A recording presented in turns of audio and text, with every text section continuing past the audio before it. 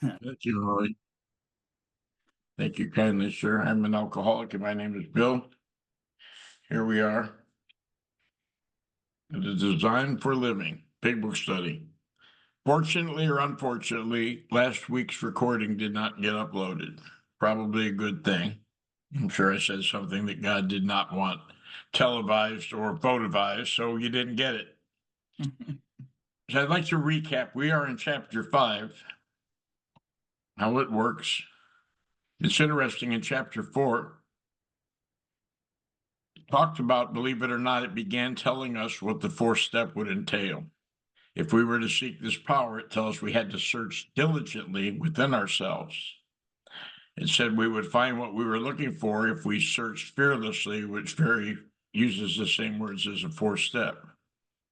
We're going to be getting into the instructions for step 3, which, if carefully paid attention, are a preview of coming attractions in step 4.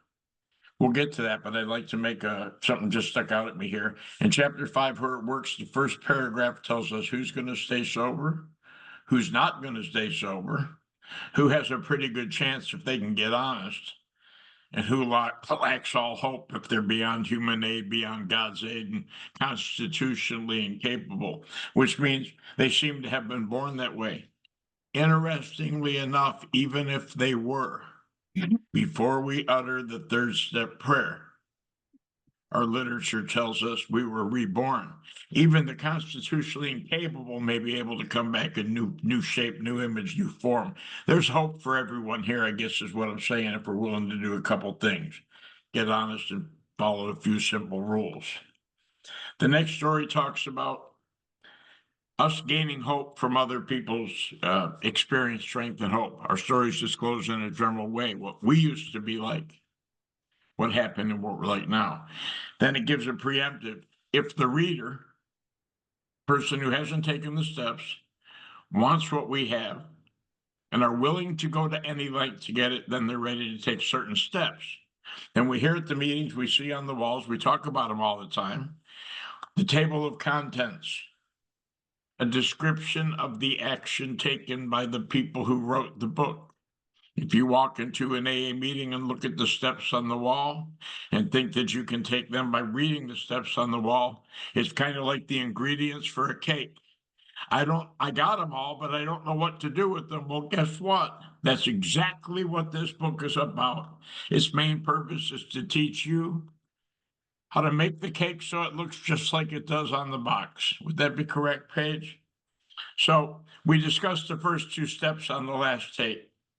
Spent a lot of time on step 1, explaining the physical, the mental, and then it lets us know. So the physical is this: I have an allergy to the liquid drug alcohol. In my case, it's other chemicals, particularly cocaine, but I'm not going to talk about that here at the Rule Designed for Living Big Book Compendium, although we are not fellowship specific. But what it looks like is I take a drink, I get thirstier after the drink, and the thirst keeps increasing. Every other beverage will satisfy a thing. Some will even repulse me.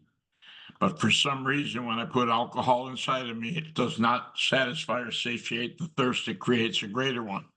Then I drink to when it's beyond appropriate, beyond when it's beneficial, when it's harmful to me and everyone around me.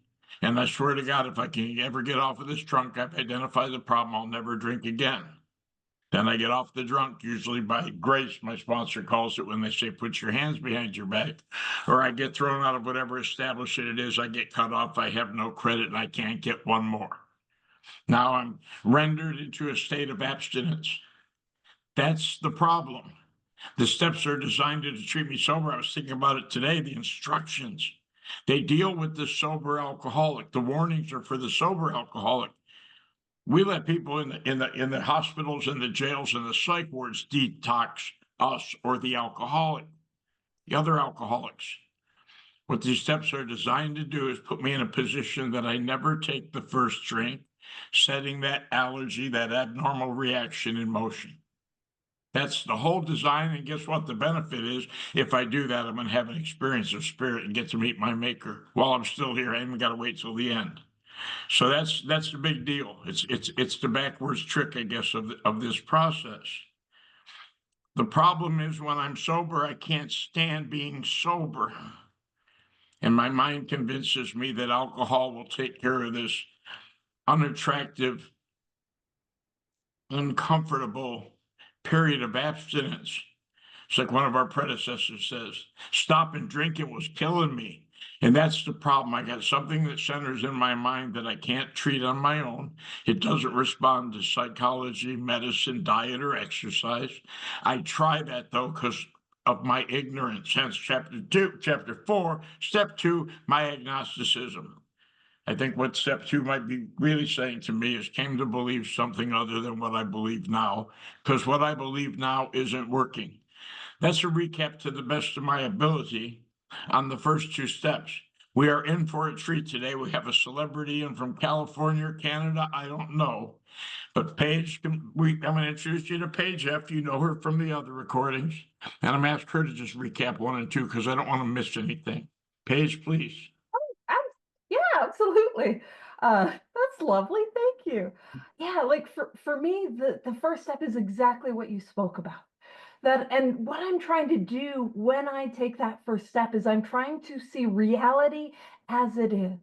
What I mean by that, what does it mean to see reality? Because the reality for myself as an alcoholic is that I'm going to drink again. I need to stay sober. I have to stay sober. I want to stay sober. Once I start to drink, I tear my life to the ground. I burn it to the ground again and again and again. But my first step proposition is that I'm going to drink again. No matter how much I want to stay sober, no matter how much I need to stay sober. You know, a day, oh, I like Bill, I will come to the morning after swearing off, filled with that guilt and that shame and that remorse. And I will say, with everything that is in me, I do not want to drink again. And that has no effect. A day, a week, a month, several months down the line, I will get a thought in my mind. And that thought happens when I am as sober as I am today, but my illness is not treated. And it looks like this time will be different. Nobody will ever know. My problem was drinking with the California Canadians, but we're drinking with the Ohioans. It'll be different. I'm so sorry. Bill's like, absolutely not. I'm just here to do security. Uh, but like, it'll be different. My problem, listen, my problem was alcohol, but I tell you, I can smoke crack like a lady. Or my problem, my problem is that who I was drinking with, or, I'm looking for all the, but my brain tells me whatever lie it needs me to believe. You know what I'm saying? It looks a lot like if you felt the way that I was feeling, you'd have to get drunk too. It looks like, man, they don't get me in AA. No, you don't understand. I'm different than you. I need a drink. It also looks like a thought that is on me. Take a drink, take a drink, take a drink, take a drink until I break down and I take a drink. But it also looks like I'm out there living my life. I have a drink in hand and I don't know how it happened. I got a case of the suddenlies. And you see, that is my hopelessness of alcoholism. That I need to stay sober. I have to stay sober. I want to stay sober, but I am not capable of staying sober. And when I see that I am doomed to drink again, when I see the hopelessness of my predicament, I begin to be open. I begin to be open to the idea of, could there be another power? Now, for me, the second step is as simple as, could there be a power greater than myself? Step 2, I describe it as step 2, part 1, and step 2, part 2, came to believe that a power greater than ourselves. Could I believe that there is a power greater than myself? Hey guys, I just admitted that alcoholism was one. I just admitted that kicked my butt. You know what I'm saying? And can I believe that there's another? And I don't need to know it. I don't need to understand it. I don't need to define it. I just need to believe that Bill's got better things to do on a Monday for me morning than show up and lie about his experience of God. That's all. Could there be a power? Now, the step 2, part 2, is simply about believing, is it possible that this power could relieve from me the mental obsession that I have? Could this power take from me the insane thought that I have that tells me to go back again and again and again to the first drink? What the second step is asking me is a spiritual awakening possible? I don't have it. I don't understand it. I don't know what it looks like except to see it in the eyes and the light of those of you who have recovered. But is it possible? That's really what the second step is about. Oh, and actually, I'll do a silly little metaphor. Step one is that if I live in Calgary, Alberta, it's a metaphor. I am going to drink again. If I stay where I'm at, I will drink again. That's inevitable. Step two is simply about believing that Cleveland exists. Now, in this metaphor, I'm not in Cleveland. But Bill's in Cleveland. And could you imagine if I showed up again just to do security and then I'm like gaslighting Bill? He's like, who let in the Zoom bomber? You know what I mean? I'm like, Cleveland's not a place. You know what I mean? It's not real. It's real. I know that Cleveland works for you. Let me guess. You're on the lakeshore of Lake Erie. Like, ooh, spooky. It's not real. I'm just making fun of Bill. And he's like, girl, I live here. Now, the third step is going to be about, so I'm leading to passing it off to Bill. The third step is all about making a decision to get to Cleveland. And what's kind of cool is I've been there. I made a decision and I followed that decision up with action. I took a flight, we took a road trip, and out I was. I was in Cleveland visiting Bill. And so that's what this thing is about. So over to you, Bill. Thank you, Paige. Thank you very much. Sometimes Paige makes me look healthy, just for anyone listening. She came to Cleveland, the heartland of AA, and they thought she invented it. She has so much energy, so much information, and such a way of delivering. It's an experience you must not miss. We are sure you will not want to miss it. So we read the description, which is the 12 steps laid out in the book. I'm not going to read that again. We've done that 6 times on here. You guys can get a big book if you don't have it, are studying the big book of Alcoholics Anonymous. All you listeners out there in YouTube land, you are at the mercy of those who do. Isn't it time to quit being at the mercy of people who we don't have to be? At the end of the 12th step, it says, having had the awakening that Paige said we came to believe was possible for us, having that awakening, step 12, as the result of the first 11 steps, and it's probably really the first 9. Sometimes it happens in step 10 when I continue to watch for. We try to carry this message to alcoholics, other alcoholics, and to practice these principles in all our affairs.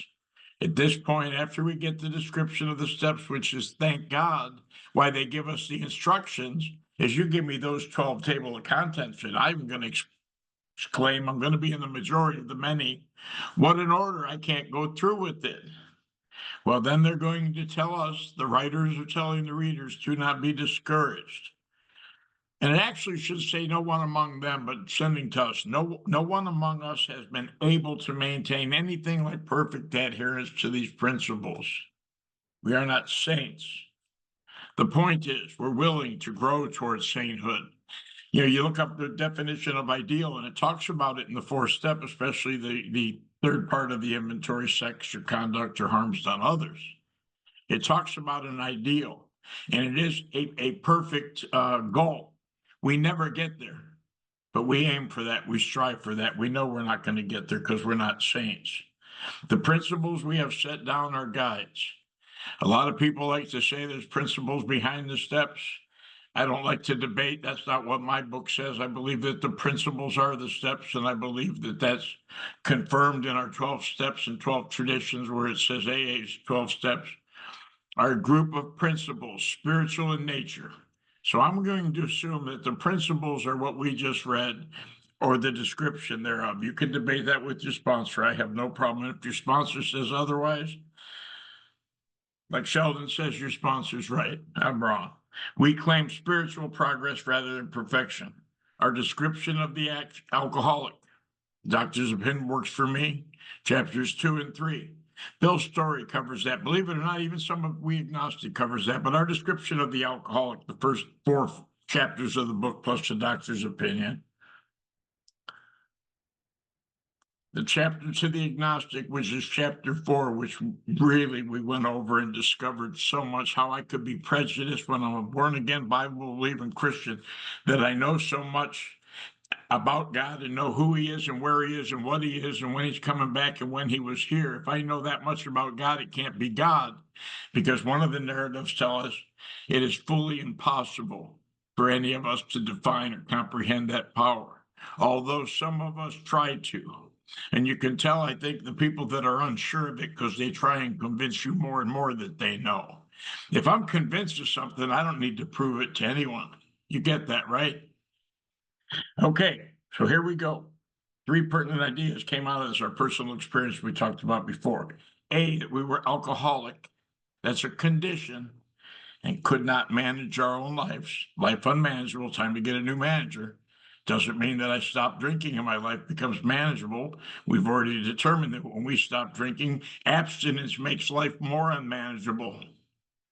B, that probably no human power could have relieved our alcoholism. And by human power, I think they mean all the remedies that we tried in chapter 3 to stop or to control our drinking to no avail.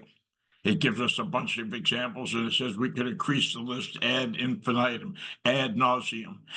Each one of us have a story of what we did to human resources, employee assistant resources, the police department, the judges, our wives, our mother-in-laws, the guidance counselors. No human power can get inside of me and access the thing in my brain which will compel me to take the first drink every time, whether I want to or not. See that God could and would if he were sought. That's what all this is designed to do, is to bring us to this point where we believe in the first 2 steps, that we have the problem and that there is a solution. If there's not a solution, I'm hopeless. If there's not a problem, who cares? But let's assume everyone on here has the problem and has come to believe there's a solution. It says being convinced of these 3 pertinent ideas. We were at step 3, which means we check 1 and 2. They're ideas. Either I meet the condition or I don't. Most of us don't want to meet condition 1 because it tells us by every form of self-deception and experimentation. I'm going to try the first drink. I'm going to try half the first drink. I'm going to dump the first drink out and take the second drink. I'm going to do everything in my power to prove that I don't have the allergy to alcohol. And just like trying to convince you that there's a God because I don't know, I'll try and convince you I'm an alcoholic because I do. That's the difference, the juxtaposition. Being convinced, we were at step 3, which is that we decided to turn our will and our life over to God as we understood him. Just what do we mean by that? And just what do we do? I'm going to take a break out here for a second and explain something because I said it last week. I might not be convinced of the 3rd pertinent idea at this point. I might not be. Probably convinced that I got pertinent idea A, that I'm an alcoholic and my life's a wreck. I'm convinced, my experience tells me that I didn't need to read the book that no human power, but it's good that you put words to it. But am I convinced that God could and would have he were sought? Guess what? I don't know. I might still be agnostic, and that's okay. I add this for my hard cases page. Are you willing to become convinced that God could and would? Because if I'm willing to, then I'm going to take, you know what I do? I explore. I take the prescription and see what happens. If the prescription doesn't work, I don't have the illness. If it does, I can have the experience. And I say that to say this, because sometimes we get revelatory knowledge, revelatory information. At the end of this chapter, and we'll sneak ahead only for a minute because it's a book study. You know, Nazi would have been 16 places in this book already. Guess what it tells me in my answer to that? So maybe it takes into account that not all of us will be convinced of the 3rd pertinent idea. When I get to the end of following the instructions for step 3 and do a 4-step inventory the way it's laid out in the book, it says I've made an inventory, I've written down a lot. We hope you are convinced now I might not have been convinced. Why would I be convinced now that God can remove whatever self-will has blocked me off from him? Because that's alcoholism. It doesn't say God can remove our drunkenness. We're not drunk when we're taking inventory. At least we're not supposed to be. Because what I've started to see is by me setting this stuff down on paper, getting it outside of myself, it makes room for something to start to take place in my life, which is evidentiary. So we hope you are now convinced. That's a good thing to know. If I'm not convinced there, I can be convinced later. All it has to be is I've got to be willing to be convinced. Now that's Bill Swan rewriting the big book. So I put my last name on the tape. If you have a problem, it's not Bill W.'s idea, it's mine. But guess what? I've been around AA a lot longer than Bill Wilson was. That's a fair statement, Paige.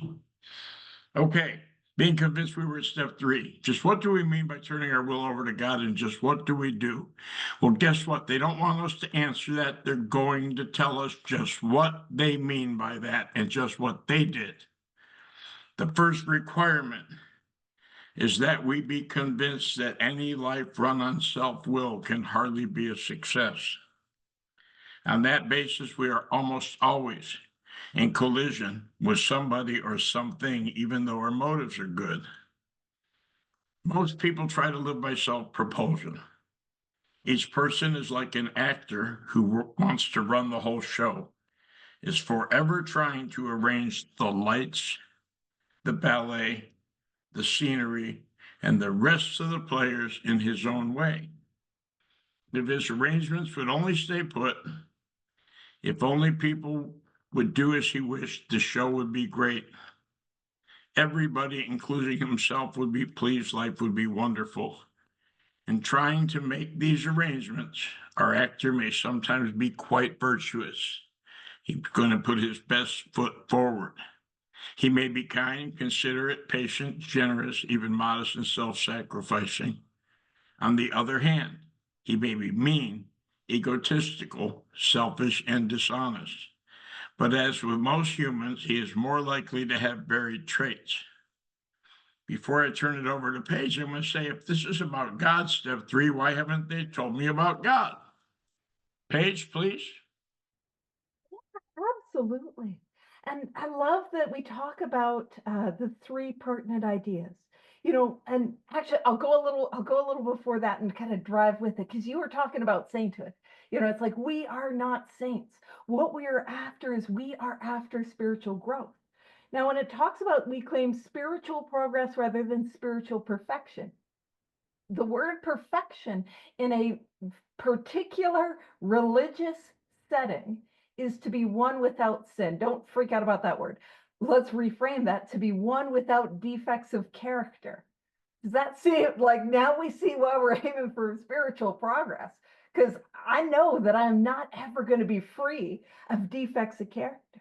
But I always want to emphasize something. Sometimes in the rooms we hear, it's progress, not perfection.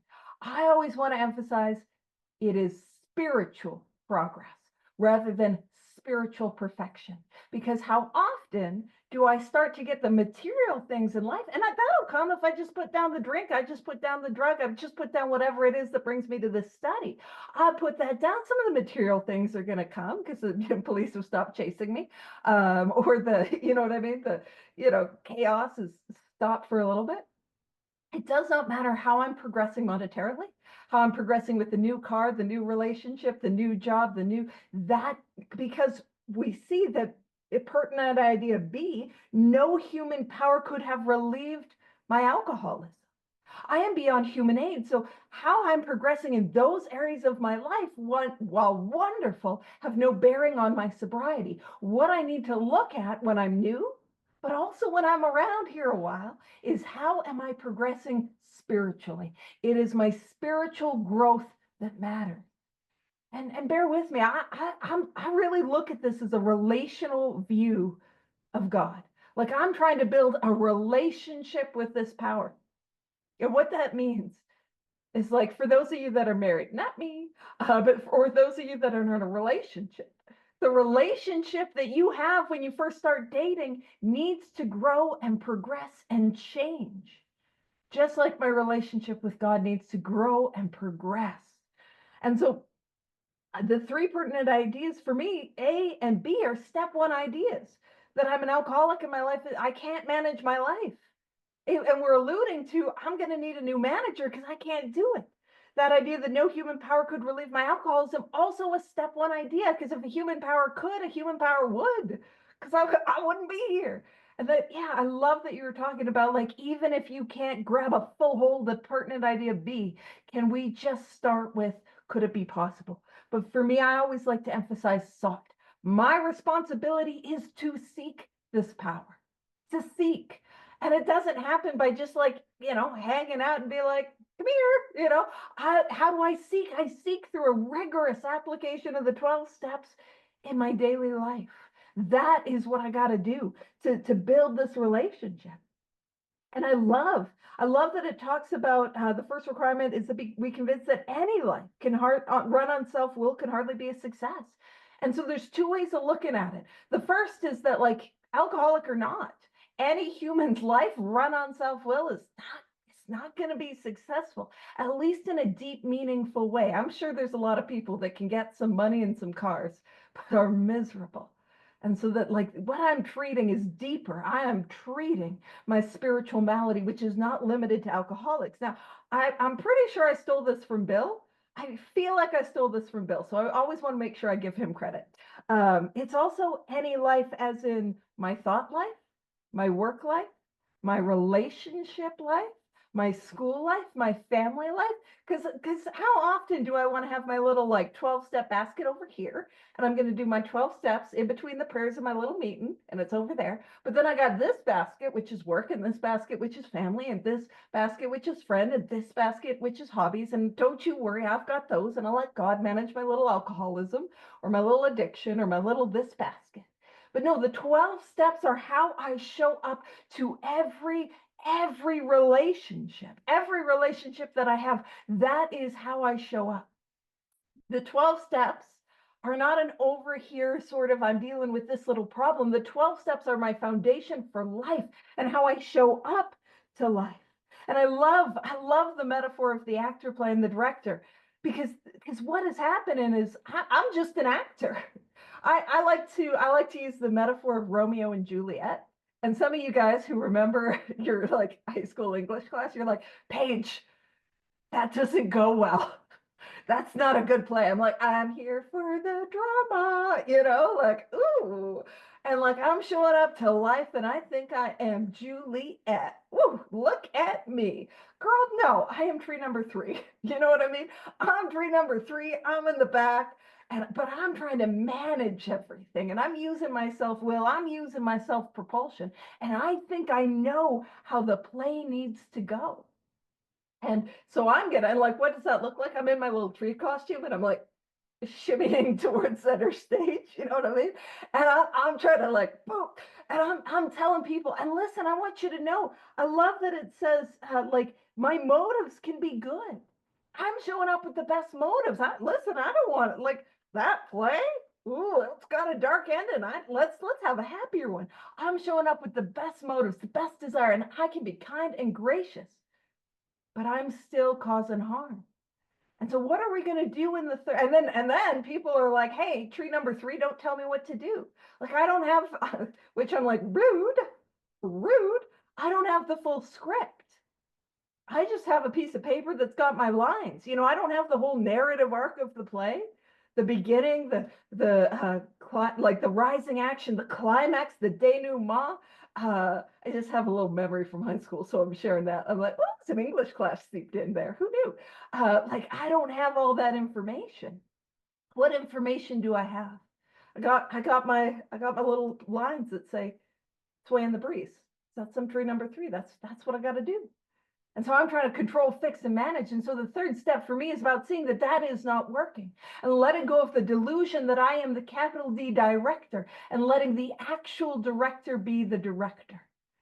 So if you've ever been on stage, the lights are on you, you can't see into the audience. So it's a bit of a leap of faith. I'm going to trust that there is a capital D director who has the full script, who knows where everyone's supposed to stand, where everyone's supposed to be, knows the music, the lighting cues, and knows the whole play.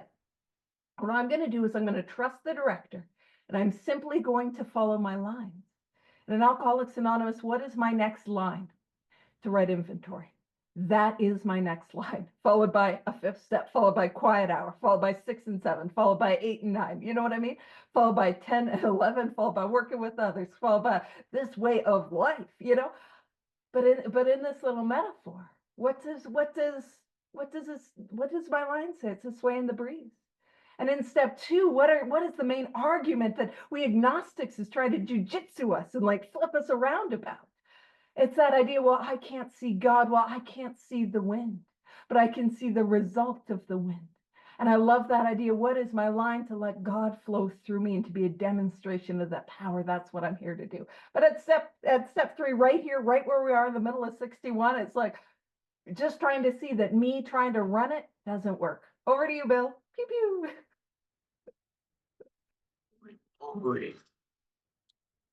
Beautiful. I looked up the word arrangements. Now you're going to hear some people who knew Bill Wilson a lot better than me. I never met him, but a lot of people in AA seem to know how he wrote, why he wrote. And they say he doesn't use words a lot. He changed step 6 and step 7 because however, in step 8 and 9, he uses the words amend twice in one sentence. And arrangements is used twice in that last paragraph that I read, Paige, and I looked it up. It's interesting when it talks about our will and our lives, and some people say our thought and our actions.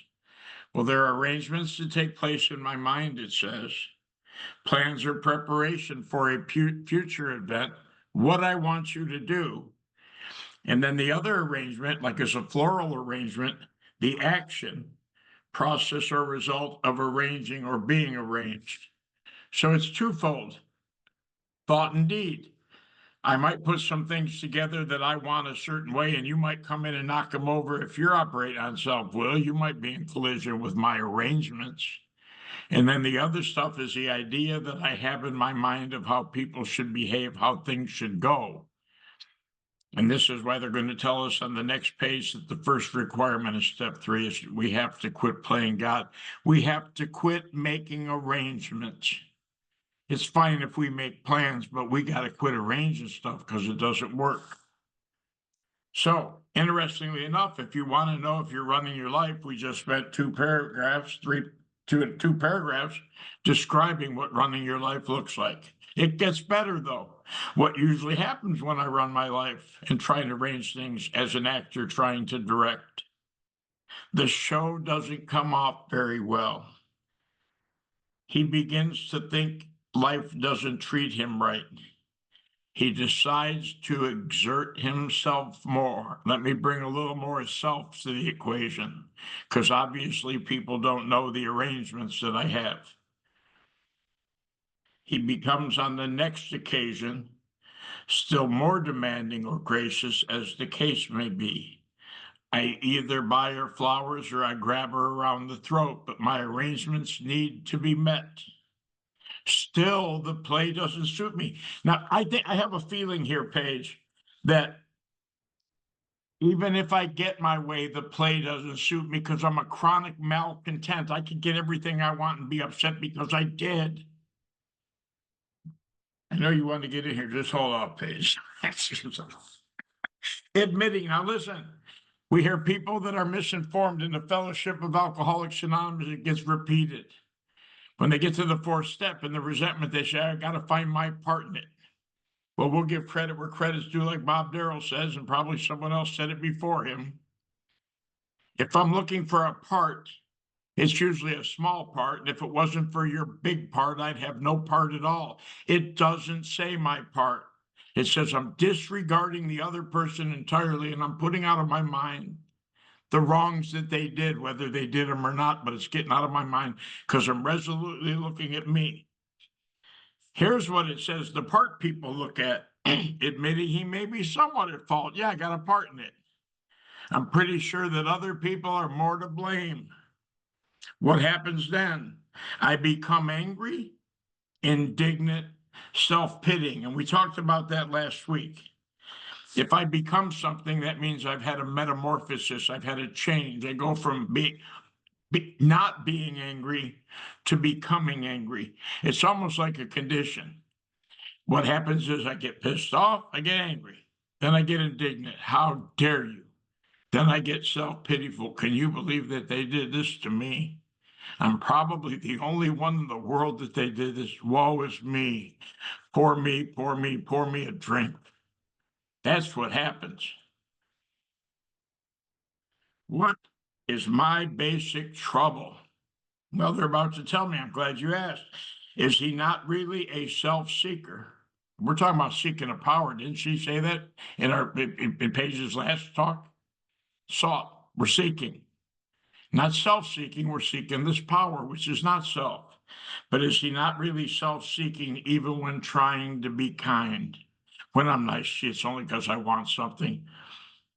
Is he not a victim of the delusion, which is a false psychotic belief that I can rest, WREST for those listening, which is short for wrestle, that I can snatch satisfaction and happiness out of this world if I arrange better, if I manage better? Is it not evident to everyone else that these are the things I want? Don't they understand what I'm thinking? Don't they understand why I've got the stage and the ballet and the scenery set up this way? And do not my actions make each of them wish to retaliate? That's column 2. Snatching all they can get out of the show. What they took from me, so they are the people that I'm stepping on the toes trying to arrange, and they're fighting back. They're trying to snatch and get stuff from me. I'm telling you, this thing, if you look at it as a precedent to the 4th step, it's telling me the problem is I only look at you stepping on, I only look at the retaliation, never me stepping on your toes. That's as far as I get, is look what you did to me. So it's telling me what a life run on self looks like. And then in step 4, I'm going to be able to put my thought life on the paper and see how it shows up in my life, as was said.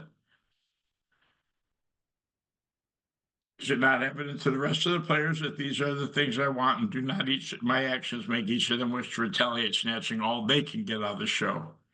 Am I not, even in my best moments, a producer of confusion rather than harmony? We're seeing, if you want to know what a life unsurrendered, run on self-will looks like, we've spent a page and a half describing our life, and I thought you were going to tell me what you meant by turning my will over to God. I'm trying to get to the solution, and you keep bombarding me with information that's making me more hopeless. That might not be a bad idea. By the time I get to step 3, I want to be out of self. I want to be at the end of myself, because nothing good comes from self except for self-supporting. I heard that yesterday, Paige. That was a good one. Do you want to talk on this paragraph for a minute before I get into our actor? I'm sure you do. That was a stupid question. Why would I ask? Oh, you give me an opportunity to talk on anything out of the big book. I'm like, oh yeah, like let me pop in. And the first thing that's like super that I love is anyone here? And I will listen. I'm gonna let you know. I'm gonna do like that that like jujitsu. So feel free to not participate. Anyone here would describe themselves as a people pleaser? Anyone? Anyone here? Oh, I got some news. That's not true. Because the thing is, people pleasers, in theory, care if the person is pleased. I don't give two whatevers if the person is pleased. What do I care about? I care if they like me. I'm an approval seeker. Yeah. What am I after? I am seeking their approval above all else. That's what I'm after. Another way to look at it is he not really a self-seeker even when trying to be kind?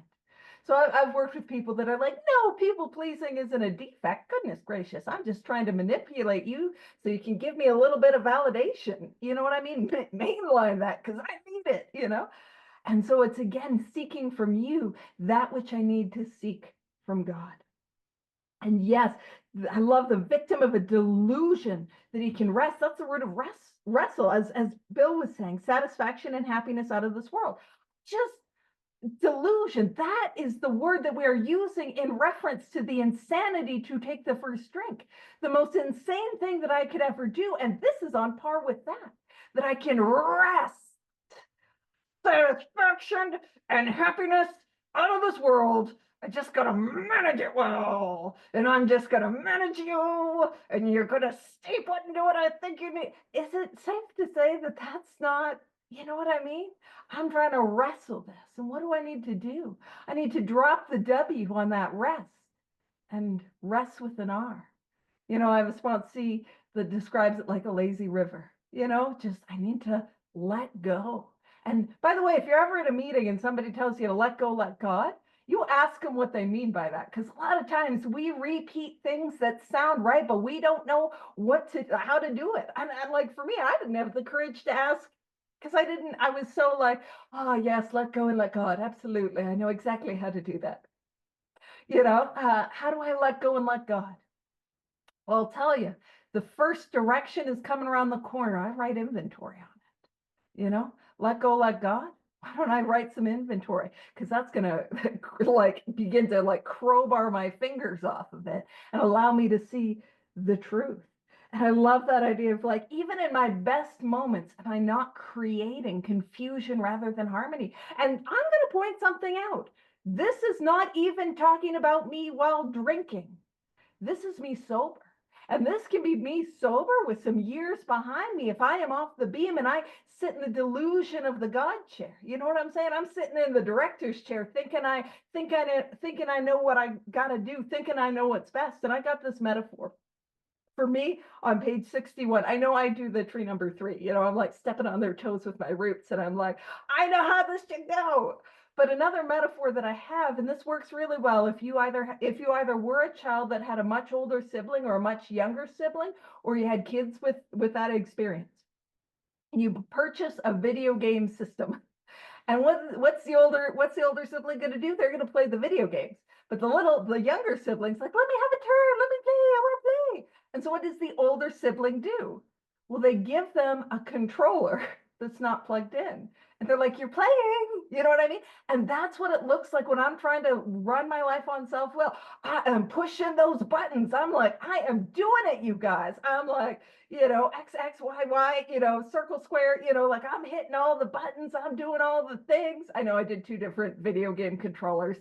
But there are people that are like, actually, but I'm pushing the buttons. It looks like I'm doing something and I'm exerting all my effort, but it's not plugged in. And that's what I need to see, that me trying to run it, girl, I'm working on a not plugged in controller. Over to you, Bill. So much, and I'm glad you brought up the point about us trying to be the director, which is not our role. And I just had another one of those spiritual thoughts, and I heard it from Kurt a month ago. I didn't understand it. I do now. The next line says, our actor. So this is the role that I've assigned me in this production that I'm trying to make. It's not the role God assigned or the director. It's the one I put. And guess what it tells me I get to be? Self-centered and egocentric. Oh my God, I should get an award for that role because I play it to the hilt. Egocentric, as people like to call it nowadays. He is like the retired businessman who lolls in the Florida sunshine complaining of the sad state of the nation. So if Paige were the director of this production, a director who knew what she was doing, for those on the recording, she's shaking her head no, she's not confused about it at all. But if she were the producer, if she was Harvey Weinstein, oh my God, she'd be in jail. But someone who makes movies, MGM, you get what I'm saying. My role in this production is to sit around and complain about everything. They call it chronic. I mentioned that chronic medical to be real negative. Okay, that's part of my role. What else you want me to do?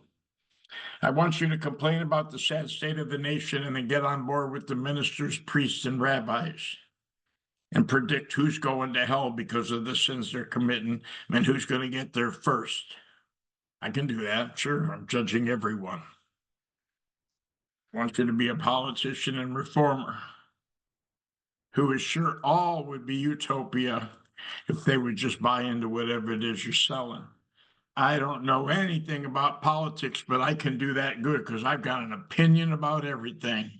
I'll sit around and watch a bunch of people do all the work and then tell them what they could have done better from the sidelines. Oh my God, this is a role for me. I'm a natural. I don't even have to take acting classes for this, Paige. The outlaw safecracker. I didn't ask to be born. The world owes me a living. Let the government take care of me. I'm going to go rob a bank because I didn't ask to be put here. I don't want to go along with the rules. Oh my God, that's me. I've had a job in 40 years. That's why I have no retirement. If you're looking for a gold digger, I'm not the guy. If you're a gold digger, I'm not your guy. Okay. And the alcoholic who has lost all and locked up. Oh my God, I can play that role. That if you assign me that role as my actor, I got it down pat. Because guess what? Over and over and over again, I'm an alcoholic who's locked up, be it behind bars, in a psychiatric ward, in a treatment center, or just locked into my mind and my way of doing things. I'm an alcoholic. I've lost everything and I'm locked up. I'm all alone in here. Whatever our protestations, now pay attention to this, whatever they tell me to complain about, I'm not concerned with any of the things I'm complaining about. The protestation is evidence that I'm concerned and consumed with myself, my resentments, my self-pity. It just looks like I care about the state of the nation, the economy, or the ecology. Like Paige said, I don't care about anything but me getting my way. So what they're telling me to do is my role is to be a guy with chronic malcontentedness, and I perfected that. I find fault with Jesus if you let me. Selfish. In fact, I might even try to tell you he never existed. That's a little bold. That's when you're really playing God. Selfishness, self-centeredness, that we think is the root of our troubles. Driven, and you guys know me say something real quick before I turn over the page. Driven by 100 forms of fear, self-delusion, self-seeking, and self-pity. Let's let Nadia in. Rest of the kids have showed up. We step on the toes of our fellows and they retaliate. Sometimes they hurt us. Column 2, right? But they did, seemingly without being provoked, out of nowhere. Look what they're doing. But we invariably, inevitably, almost always, and probably always find that at some time in the past, we have made decisions based on self.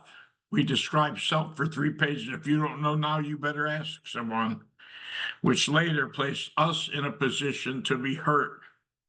Now, if you recall last week, and I won't take up a bunch of time doing it, I draw a line across the paper and draw little squiggly roots down. And I call these things that we're driven by, I changed the word to fertilized. The roots of self are being fertilized by self-delusion, self-seeking, self-pity, and self-fear. Those 4 little bags of fertilizer are what I'm fueling the roots of self. And we're going to find out the manifestations of self next week, or in our case, probably by the end of next year, we'll be done with step 4. Come on, Paige. I love it. I love it. And you know what I love about what we were reading on the bottom of 61 is it talks about like he's like the retired. So by the way, I'll point something out. Our actor's self-centered. You see, self-centered for me, I was like, no, I'm not self-centered because I'm not sitting around thinking about how great I am. Look at me. I'm so great. That's not me. I'm busy, but I will let you know I'm sitting around thinking about what a piece of garbage I am, what a loser I am, how everyone hates me. Self-centered is simply my thoughts and my actions centered upon self. I'm centered on me, and it's rarely good things, you know? It's rarely good things. In fact, a little like hallmark of for me, or a little like red flag when I'm in self is when I start thinking, what about me? I've fallen into self, you know? That's my experience. So when it says the retired businessman who lulls in the Florida sunshine in the winter, complaining of the sad state of the nation, what I want to point out is this is a retired businessman.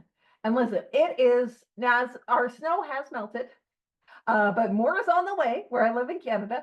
If I was in Florida right now, imagine on a white sandy beach, that beautiful turquoise water just lapping the sand.